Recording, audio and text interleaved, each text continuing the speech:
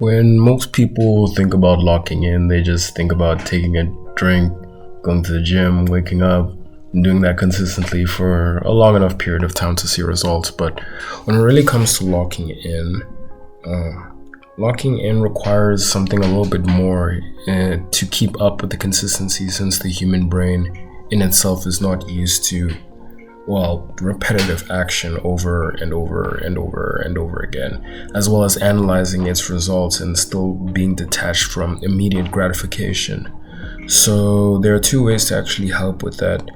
So when it comes to actually locking in and being consistent for an over long enough period of time to achieve a specific goal, the thing that would be required would basically be a reason or a why list. So basically, for every single action which you have to take for the day, which you know that if you repeat that action consistently over a long enough period of time that you're going to get a result, you would need to basically remind yourself. So a quick tip would actually be to write it out.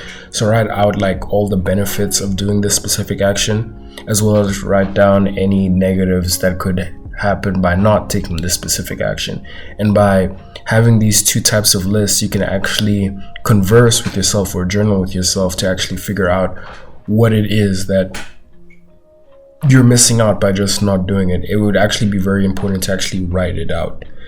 And by writing it out almost every day and actually convincing yourself either how much you actually want it, and to actually write out, yes, I don't want such and such for a specific benefit while doing it. And that in itself actually motivates you to do it, because now it calls you out for any sort of excuses that you might have had previously. But yeah, that's just like a quick way to lock in, basically, as well as just like keeping like a pad next to you while you're writing all the stuff that you need to do for the day, and not coming up with excuses, or at least writing down your excuses while you have to do these specific actions. So yeah, peace.